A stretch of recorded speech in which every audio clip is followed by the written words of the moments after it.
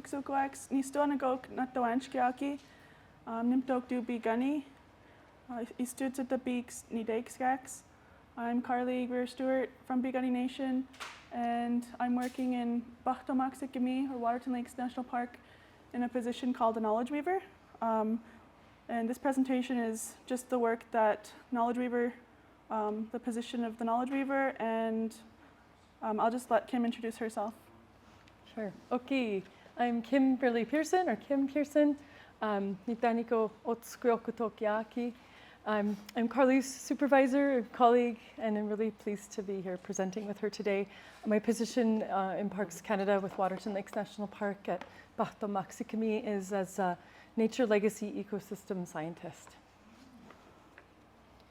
So, Paahtomahksikimi is a Blackfoot name for Waterton Lakes National Park, and it means big inside lake, or the Blood tribe translates as sacred lake within the mountains.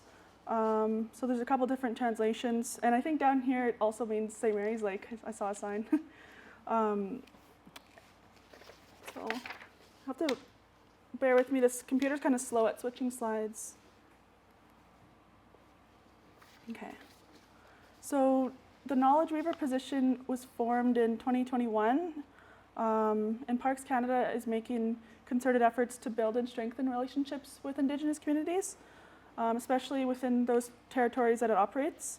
So my position falls under the Nature Legacy Program, which is a program that emphasizes the importance of building strategic collaborations with Indigenous peoples, healthy ecosystems, climate change adaptation, species at risk recovery, and ecologically connected landscapes. And the primary purpose of my work is to build respectful, meaningful, and reciprocal connections between Indigenous and non-Indigenous ways of knowing and understanding and interacting with the landscape in the Paahtomahksikimi region. Includes providing direct support for regional Indigenous-led conservation efforts.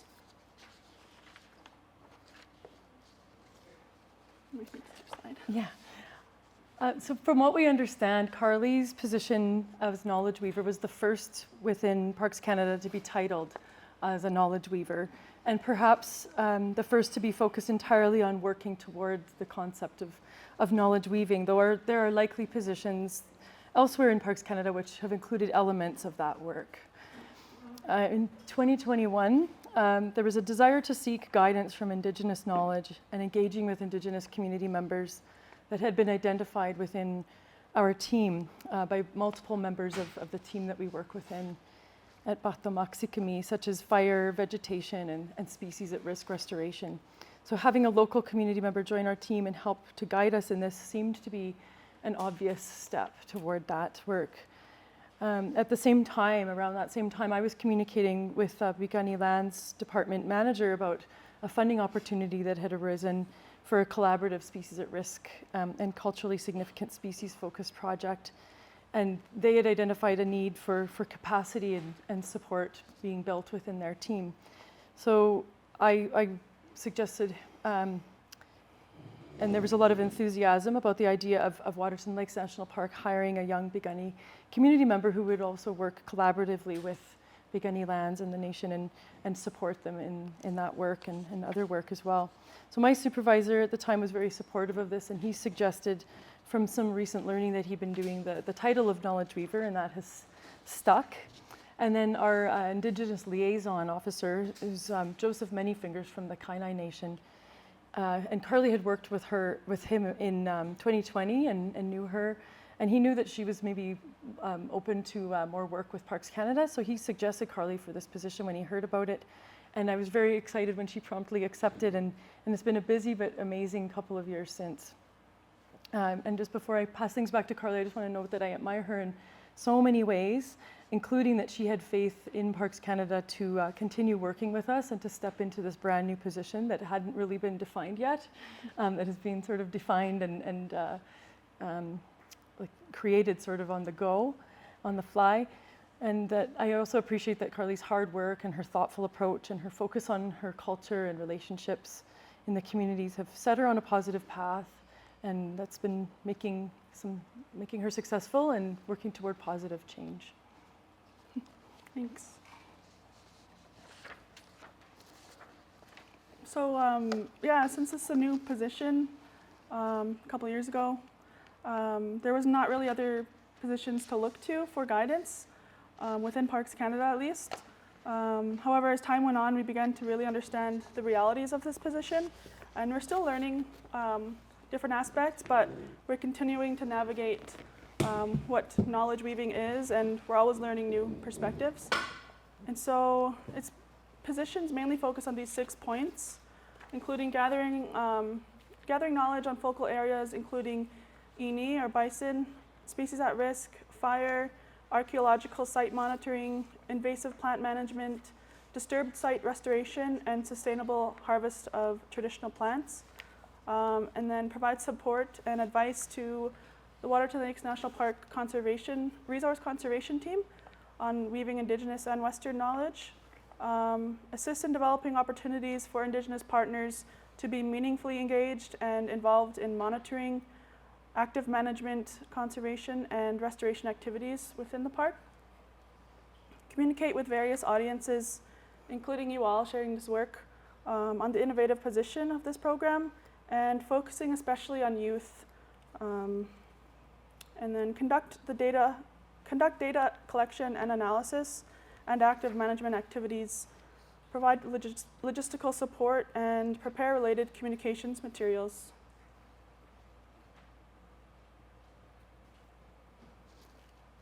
So we began to think about what this knowledge weaving work really looks like, and that includes collaborating on different projects both within the park and in Blackfoot communities, inviting people from the communities to help with field work, and with that they may want to share their perspectives, offering support for Indigenous projects and initiatives, and knowing that this work takes time, and making sure not to rush toward an end goal, but because knowledge sharing and knowledge co-production is always evolving.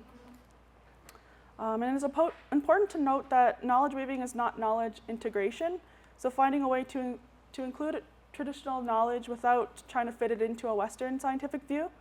We've learned that the words integration and incorporation can have negative connotations when talking about knowledge weaving, so it's best not to use those words when doing this work. And just thinking of the bigger picture of truth and reconciliation. Is the project benefiting the community or people? Is there a possibility for the community to take part in the project in a meaningful way? So these are just a couple of examples of what knowledge weaving looks like to us. From the early stages of our work, Kim and I have read this book called Braiding Sweetgrass by Robin Wall Kimmerer, and we've had discussions that really opened up the ways of thinking that help motivate our work. So we highly recommend this book to anyone interested in the concept of knowledge weaving. It's really a good read.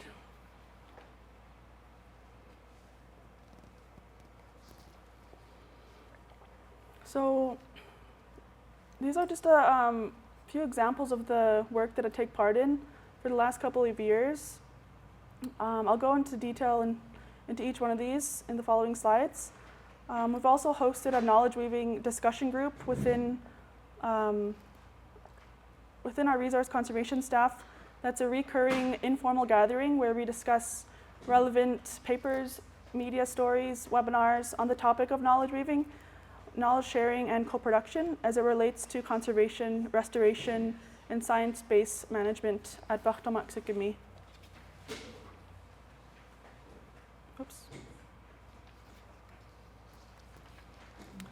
So throughout the summer months, I have the opportunity to join Waterton Lakes National Park Resource Conservation Field Crews to learn more about their work that they do and find ways to weave Blackfoot values into the programs. In addition to this, I have the opportunities to join in on the science and conservation work in the Blackfoot nations, such as amphibian surveys, amphibian reintroductions, native trout surveys, and putting fire back on the land.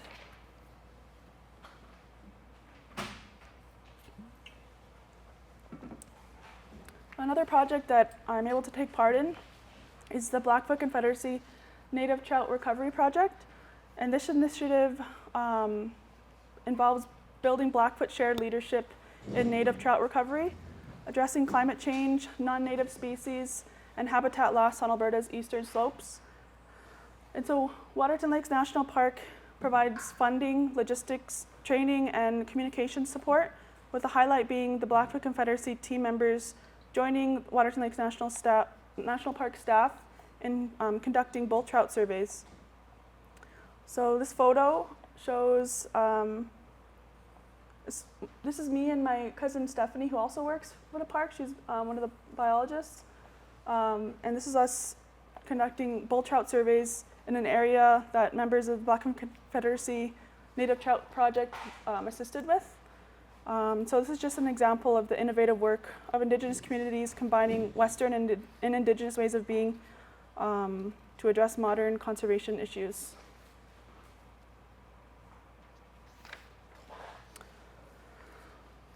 So Piikani Nation Lands Department, with the support from Waterton Lakes National Park, launched a project that aims to increase capacity for conservation efforts for terrestrial species at risk and to facilitate the continuation of cultural knowledge gathered from the land through youth and elder connections and conservation work. So some of the project activities include elder and knowledge holder interviews, facilitating youth elder engagement, plant use guide, and willow restoration. And part of the funding that's dedicated to supporting the elder youth connections allowed for the launch of the Piikani Youth Field Days program.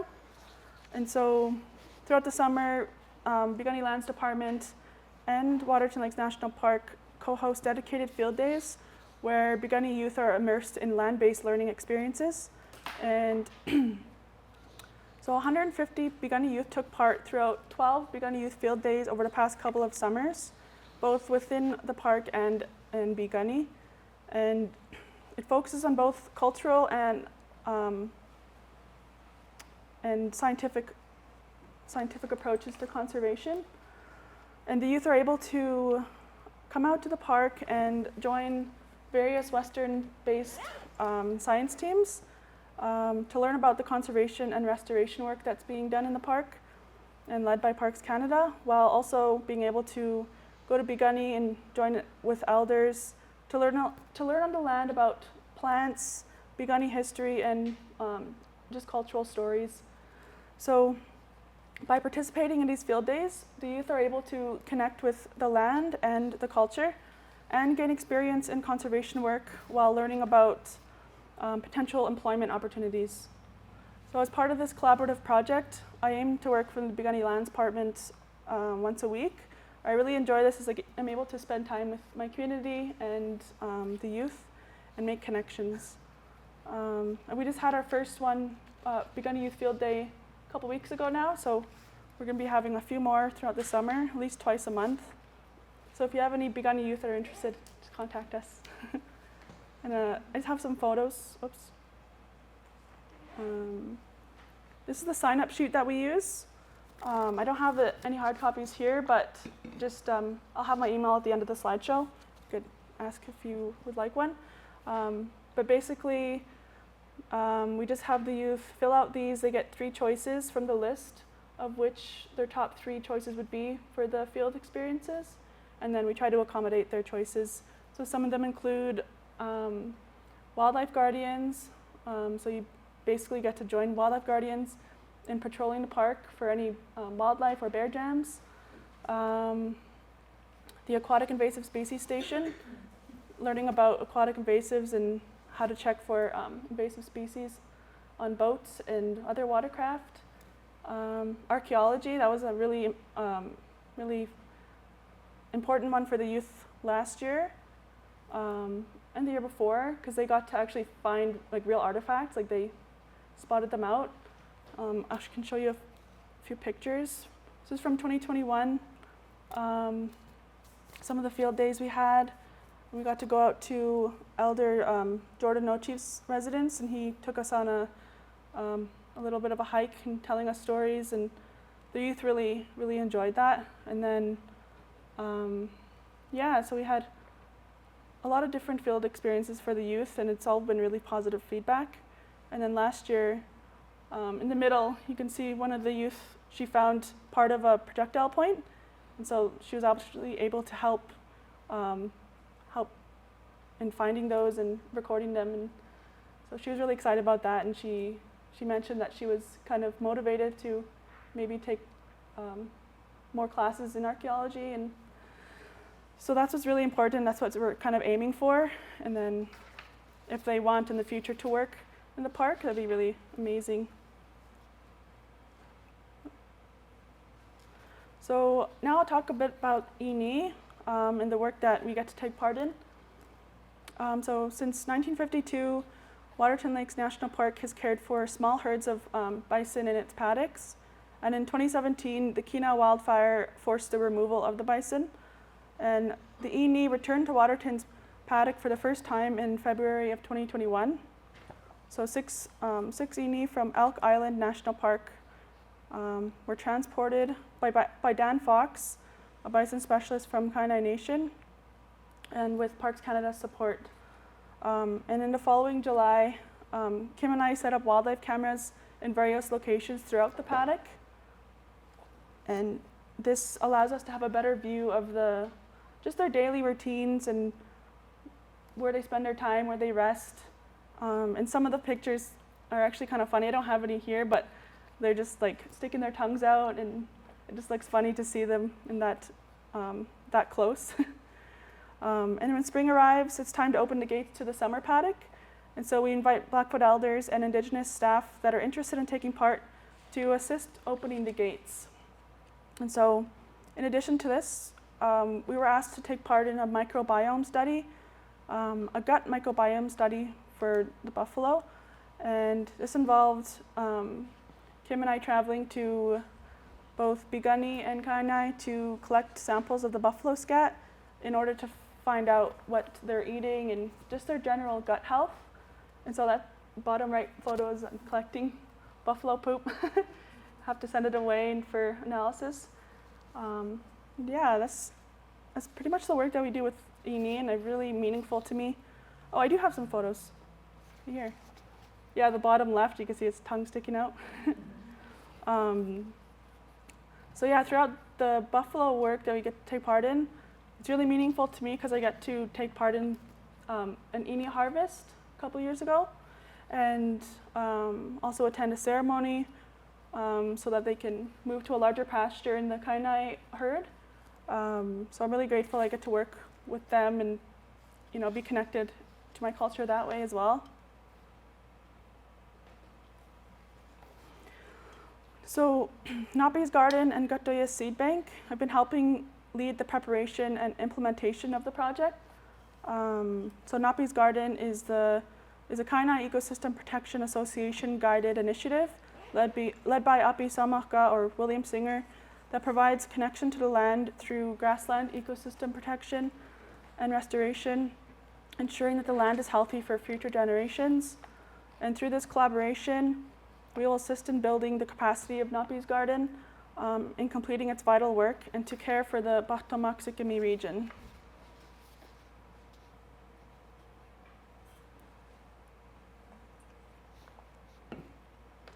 So moving forward, some of the next steps for me in this position are to continue hosting the Bigani Youth Field Day program, because it's really important to me and it's really rewarding seeing the youth enjoy their time and be motivated to pursue this kind of education and work and create opportunities for them. We've also created a knowledge weaving library in our office. And so we've been collecting books that are relevant to knowledge weaving and Blackfoot history, where staff can sign out books and have discussions on them. So this is something that we're still in the beginning stages of forming. Support for Indigenous employees. As more Indigenous people begin to work for Waterton Lakes National Park, we've developed some ways to support new and existing employees while at work. And some of the supports include creating a gathering space where we can go to smudge or just to get away from everything else. A navigator program. This is based off of a program with the University of Lethbridge, the Indigenous Employee Navigators Program. They're able to assist with supporting and mentoring Indigenous employees. A sharing circle. It's based off of the Parks Canada-wide sharing circle. And we just wanted to initiate a local sharing circle that we're able to have with Indigenous staff at the park.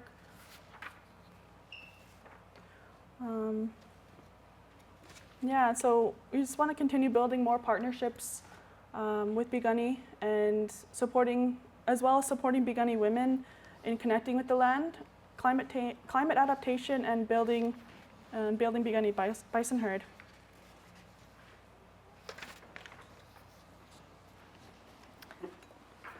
So as you'll have gathered from what Carleigh has shared, that's a lot of things that she's been working on.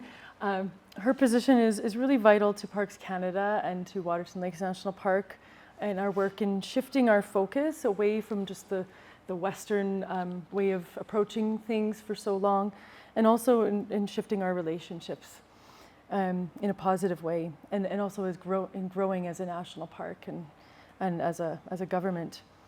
So we're very grateful to Carleigh for everything she does, and her work fits well within the objectives that are set out in the 2022 management plan that's just been sort of recreated for Waterton Lakes National Park, where prioritizing relationships with Indigenous peoples is a top priority, and we've identified many different ways of doing that, and the need to move forward in a more positive way, and so.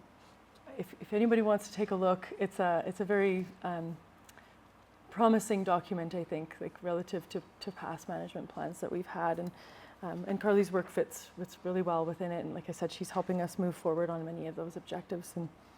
And I want to note too that Carleigh's only presented some highlights of her work here. That there's a lot more to what she's done in the last couple of years, believe it or not. She's been very, very busy, and also want to note too that in these photos, I didn't purposely mean to depict that when I selected them for this slide, but in the photo on the left, she's sitting at a picnic table, distanced physically from one of her colleagues, and then in the other, she's sitting with Noreen Plain Eagle of Piikani Lands Department, distanced and wearing masks. So Carleigh started this work within the pandemic, COVID-19 pandemic, and really got her feet under her really well during that time, despite all the challenges that were associated with it. So with such a strong start, despite those challenges, I'm so excited to see what else comes through her work, and without those challenges in particular so much in the way anymore. And I'll just wrap up too that by noting that I'm really deeply grateful to work alongside Carleigh. I've learned so much from her, and feel like we've accomplished a lot together the last couple of years and a bit, and really look forward to seeing where things take her next and into her future. Thanks. Yeah. Well, thank you for listening, to coming to our presentation. I know if it's a bit of a walk, but I hope you all learned something new. Here's our emails if you want to contact us at any time. So thank you. Any questions? Is there a certain time of year where it's more conducive to having youth come and participate, or do you all year long? We usually just do summer months because, it's like grade 9 to 12 for the high school, and then post-secondary after that. And it's just more free time in the summer, and we're able to get more onto land learning, because in winter it's a bit tough. In Waterton, there's a lot of snow. Are you able to take students from here, from across? I think so. We'd like to. Yeah. Hey, yeah. Wanna We've grow talked it for about it. sure. Yeah. And how long are the programs? It's Piikani Youth Field Days is we just have dedicated days throughout the summer. You can come to just one or all of them, and it's just for one day. It's not multiple days consecutively, and you just come for 9 to 3 for a day. Lunch is provided through Piikani Lands. They're able to provide funding for the students from Piikani, and then transportation sometimes was able to be provided through a bus. But last year we presented specifically on the Piikani Youth Field Days here, and we made a connection with Browning High School. We were able to go out there in October, I think it was, and present about the program there, and there's a lot of interest as well. So we want to expand it for sure. We have a program here, Native Science Field Centers, but Yeah. I did connect with Alicia. Oh yeah, Did you get Alicia, Yellow Owl. Yeah. Yeah, I think Oh, we okay. talked with her too. Yeah, we Yeah. could set up a Paahtomahksikimi youth specific day, like, you know, just one, like, have you guys, yeah, that would be great. We actually came out here to do that, but it didn't work out to do the actual field work that day, but we ended up just presenting anyway. So it's definitely in the works. And I if it, think the microbiome presentation would be good for them. Because I think we're doing soils. Well, I don't know how much is engaged, like our high school program, but I know we're doing soils, but more looking at the soil, but not the buffalo. But I'll ask her and kind of other help. okay, that'd be awesome. We should just note, we are not microbiome experts. Mm-mm. We send Collect the poop samples that Carleigh collects to Yeah. somebody who knows all about that. Yeah. But actually, it would be neat maybe to, like maybe some samples could be collected from the herds here too and Yeah. get them involved. That could be really neat, hey? Mm-hmm. Have you, I don't know who all knows here, but they're doing a release in Chief Mountain. Yeah. It was scheduled for this week, but everybody's kind of like, I don't know. I wonder how it's gonna work because the fences aren't that strong up there. Yeah, there's a lot of infrastructure pieces, and then there's discussion about, well, what I just heard from the community was just discussion about how, which ones and when, because the babies they don't want to hurt the babies, they don't want to separate them, and then they don't want to, but they want them acclimated by winter time. So, but that's just over the hill from there, so you guys might be seeing them. I just wanted to make comment. Really good presentation, Carleigh and Kim, because even though we're in the same nation, we often don't understand what other departments are doing in this area. So it's really interesting. One of the things that I like about it is because it's really that bridging between the neighboring indigenous communities and the national park, which wasn't there. This is very new. As you said, it's 2020, just pre-COVID, before all of this, real, to me, instrumental work started taking place. It was a lot of our political bodies that were working very hard to get this this bridging happening between the national park. So I'm very proud of you for taking part in that. What I would ask and have you consider thinking is looking at doing seasonal work. One of the things we want to start looking at the school level is having the 4 seasons represented when students go out. So if and it's fall, spring, summer is break. We very seldom have our students go out on the land in winter, and so that probably that we started having to look at how would that actually look like for our young people to go out on the land, and usually for a day. How would it look like for? So if you're able to kind of think about that in your upcoming planning. And the other thing for us is to look at your 4 to those 10 to 12-year-olds or 10 to 15-year-olds, and how can you teach them from the land, because more often than not, they're getting textbook learning, and they're also getting, if they go somewhere, they're going to the TELUS, Sparks in Calgary, or they're going to the Gulf, but to them actually to see the land. Like one of the things, because of the way our nation is, we don't have a lot of vegetation, we don't have a lot of tree areas. Our students don't know what that looks like often. So to understand what does it really mean to have that vegetation within our territory. So for me, it's always about looking at what do our children need to have an understanding of, like, this is part of our traditional territory, and what can they understand? Teaching our young people to be environmental stewards for one thing, but also like to do the raise gardens and planting of those things. I think that's an important knowledge that they get introduced to. They may not actually participate in doing those things, but they get introduced to it. The last thing I'll say is, Kim, is that Carleigh helped her mother and I and one of our late colleagues to do the story of the Beaver Bundle ceremony. She took us to a very nice spot in Waterton, and they taught, we had 2 elders come and they told us the story of the Beaver Bundle from a beginning perspective, which was really important to us because, again, we're always trying to create identity in our young people. So that was a very strong piece that we ask. It's online, it's free, anybody can go look at it, but you're welcome to look at that and say, how can that fit into your knowledge library, your knowledge collection?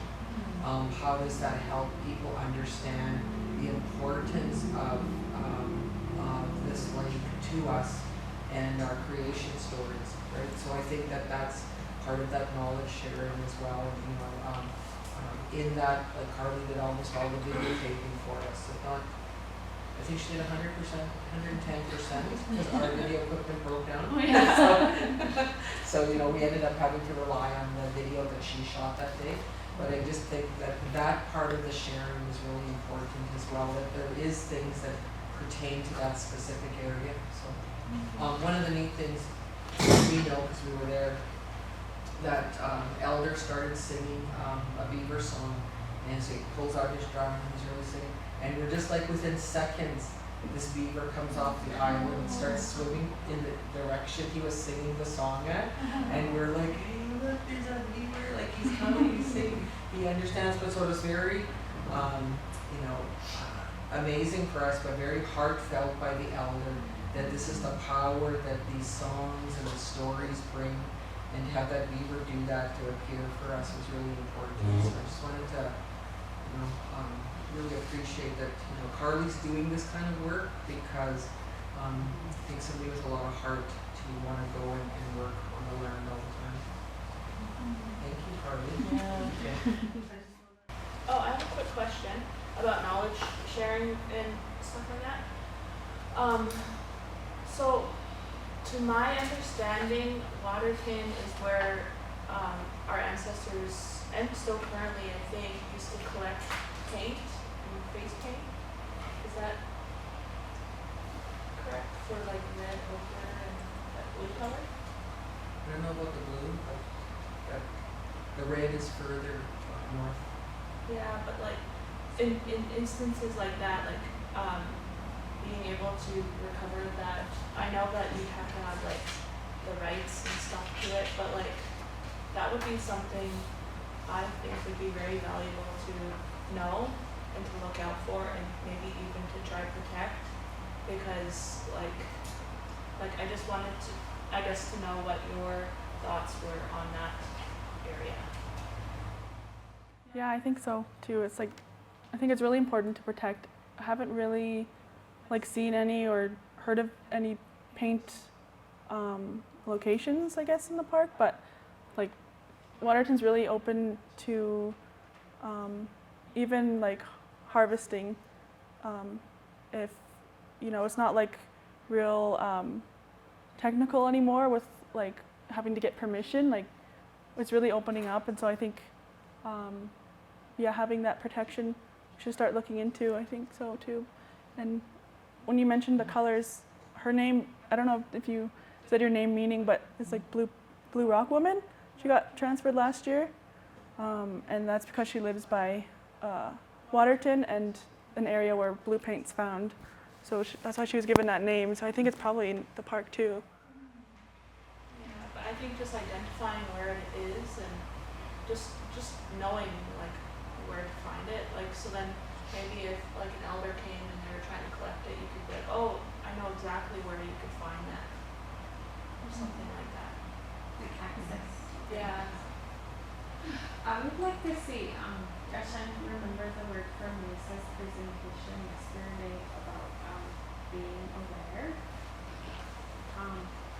But looking at the plants and different things like that might be a way to study plants, because I was trying to write them down this last practices, I said, but being aware of your surroundings, your food, but developing that language piece to the work would be really beneficial for experts.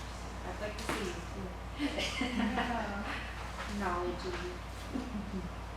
But is there any beaver work studies started in Waterton? Not yet, hey? Not right there, yeah. Yeah. I don't think so right now. Not right now, no, but there's lots of, there's interest for sure. Yeah, Carleigh needs more projects, Yeah. so we could put her on beaver.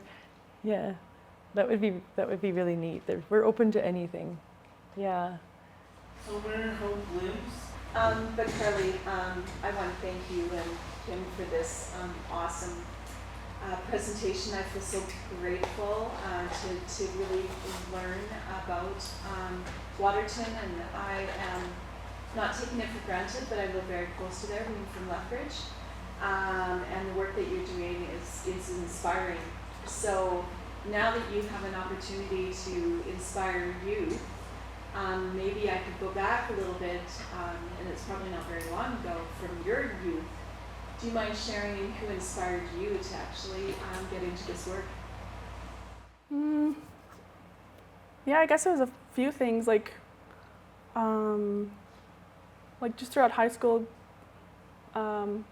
working in a department in Big that allowed me to, I guess, sometimes join elders to go on field trips to Crow's Nest Pass and Castle Park, and just hearing stories like that. And then in university, I got really inspired, I guess, to work more on the land after the whole Grassy Mountain protests and stuff like that, and wanting to make a change and a difference, and wanting to be involved on the land and also with my own community. And so I'm really grateful that I decided to go that way, because I really love this work, and I hope that I'm able to inspire other Big youth to do the same. Thanks. Sorry, Amanda, I didn't mean to cut you off. I thought you were going to finish before her comment, but I wanted to add, when the Kino fire happened, did it expose any sites? And how many would it have exposed? I don't know the exact number, but yeah, definitely. Dylan Frank, he's one of the archaeologists. He's from a blood tribe, and he does a really good presentation on all of the artifacts and sites that were uncovered from the fire.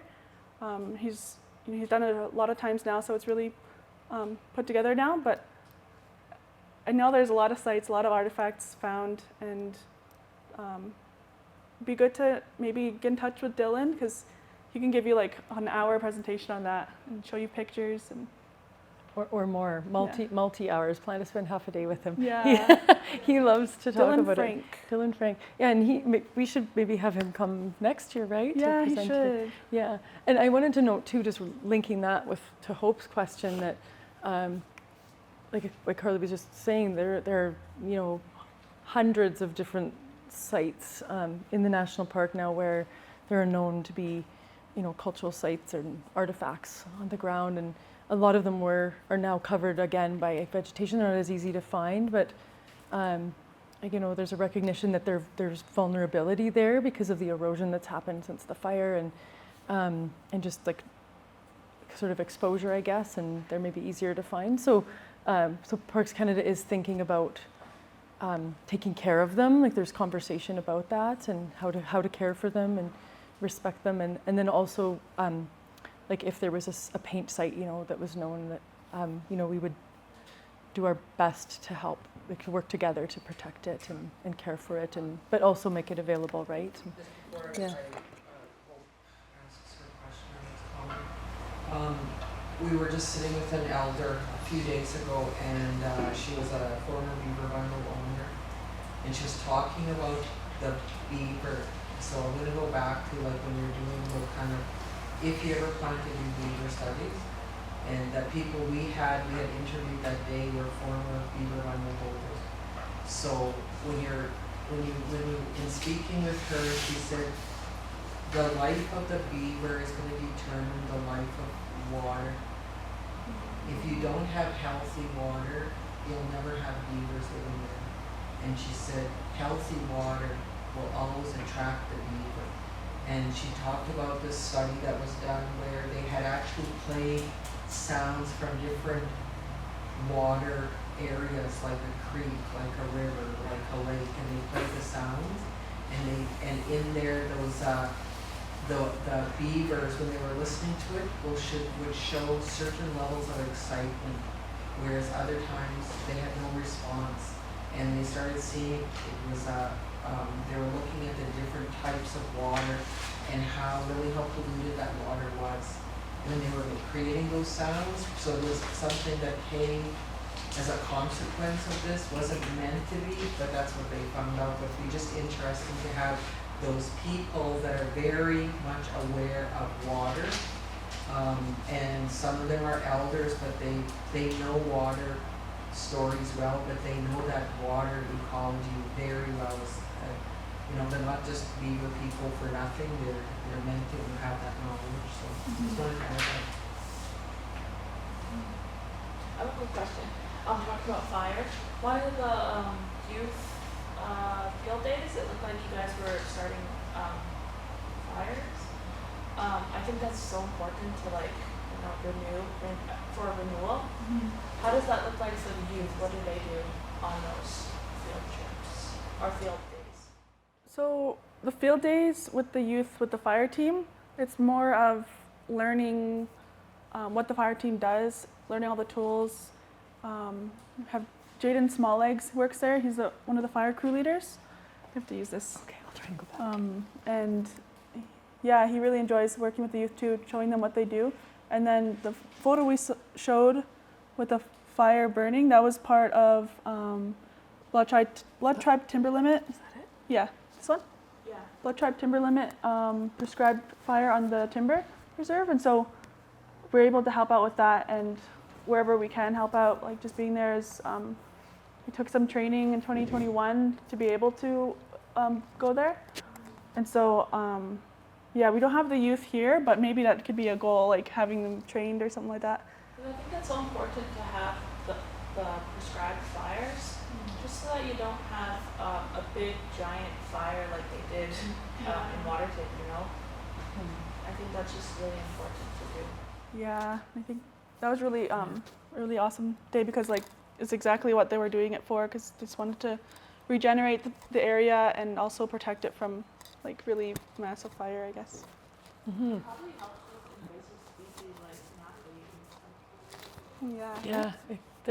They're such tough seeds. They don't seem to always disappear entirely. I wish that would be a magic solution. But that photo there of Carleigh in her fire clothing, like she said, she did the training, and so she's a Parks Canada fire crew member. When she wants to be. Kind of. Yeah. But also there are opportunities, like that training that she and I did that year in 2021 was with a number of members of the Blood Tribe, and but like Piikani, we were trying to get arranged for a bunch of Piikani Nation members to participate as well. But if anybody has connections and knows of a group of young people who are interested in being trained up, we could organize another training, a Parks Canada prescribed fire training, and then get them out on the land to help with prescribed fires that are happening in the national park. But then we've been having conversations too, and actually that photo of Carleigh there in the middle, that was on the Blood Timber Reserve. That's neighbors the national park directly. The last 2 springs now, Parks Canada has supported Blood Tribe lands in putting fire on the ground there in that meadow, which is the first time we know of that Parks Canada's supported a First Nation in putting cultural fire back on the land, and we're willing to do it elsewhere too. So keep that in mind. Creation stories and stuff like that about doing that. I've never heard it recently, but I've heard that there's stories. Yeah, fire is important. Way back in the day when I was still teaching in the K-12 system, we used to enter the science fairs in and around southern Alberta. And our students were very